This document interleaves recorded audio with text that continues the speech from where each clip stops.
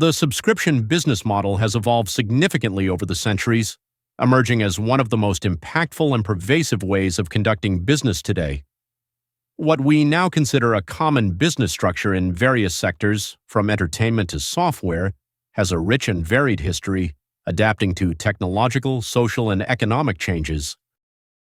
The subscription model can trace its origins back to the early days of print media. In fact, one of the first known uses of the subscription model was in 17th century England. During this period, the rise of newspapers and magazines paved the way for what would become one of the earliest forms of subscription businesses. As printing technology advanced and literacy rates increased, there was a growing demand for information and entertainment. Early newspapers such as the London Gazette, founded in 1665, relied on subscriptions to sustain their business model, sending periodic publications directly to subscribers for a regular fee. The same model was applied to books, with early publications often relying on a subscription system to fund the publication process before the book was printed and sold. In these early instances, subscription fees not only served as a way to finance production but also ensured a steady customer base. Customers paid in advance to receive periodic deliveries, with the subscription offering a sense of security for both publisher and consumer. This early model laid the foundation for future subscription businesses, particularly in the publishing and entertainment sectors. The subscription model expanded significantly during the Industrial Revolution. As mass production techniques improved, the cost of producing and distributing printed material decreased, making it more accessible to the general public. The 19th century saw a boom in magazines and newspapers, many of which adopted the subscription model to ensure financial stability and market reach. In the United States, the subscription business model became especially important during this time. Publishers such as Harper's Weekly and the Atlantic Monthly relied heavily on subscriptions for their success. Subscriptions became a convenient way for customers to receive literature without having to go to a store, and for publishers, it guaranteed a regular income stream. This period also witnessed the beginning of literary subscriptions for books, where authors or publishing houses sold advance copies of books to readers, often with the promise of receiving a book as soon as it was released. Another notable development in the 19th century was the emergence of subscription-based services in industries outside of publishing. The idea of a regular recurring service fee began to take shape in areas such as transportation. The early 19th century saw the introduction of subscription-based services for railroads, where customers could pay a fee for unlimited travel within a specific time period. Such subscriptions, although limited in scope, hinted at how the subscription model could be adapted for different industries. The early 20th century marked the institutionalization of the subscription business model, particularly in the United States and Europe. With the rapid growth of both mass media and industrialization, the subscription model spread to various new industries, including film, music, and telecommunication services. One of the first industries to adopt the subscription model on a large scale in the early 20th century was radio broadcasting. As radio became a ubiquitous medium for entertainment and information, subscription-based services began to offer exclusive access to premium radio content. Companies like the Radio Corporation of America began selling subscriptions to exclusive radio content, giving birth to the idea of paying for premium entertainment through a subscription. This was one of the first instances where subscription fees were used to access media content on an ongoing basis, a trend that would go on to shape much of the 20th and 21st centuries. The subscription model also began to emerge more prominently in other entertainment sectors. The introduction of cinema chains that offered season tickets and passes for unlimited viewing mirrored the models that had previously been developed for radio and print media.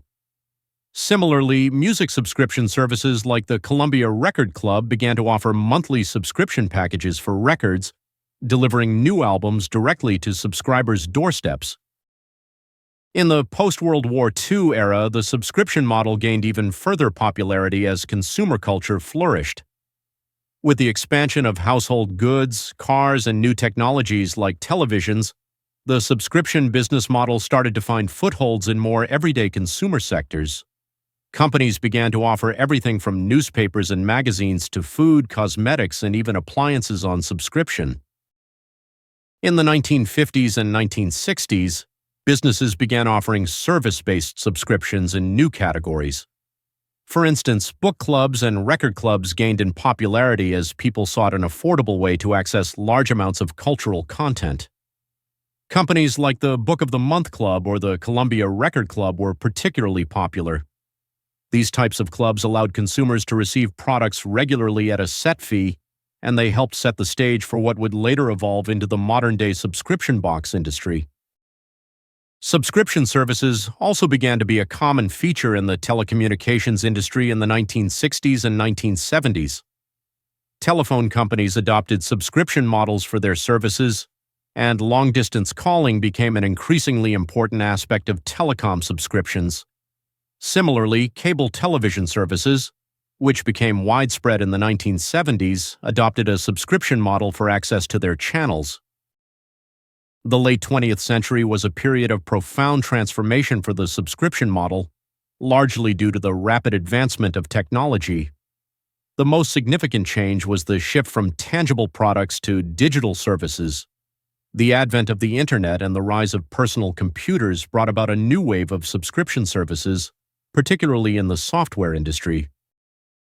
In the 1980s and 1990s, companies like Microsoft began offering software via subscription models. Instead of purchasing a one-time copy of software, customers could pay a recurring fee for access to software updates, technical support, and new features. Microsoft's introduction of software suites such as Microsoft Office through subscriptions marked a fundamental shift in how businesses thought about licensing and delivering software. The 1990s and early 2000s saw a further expansion of digital subscription services with the emergence of online content providers, particularly in the realm of media.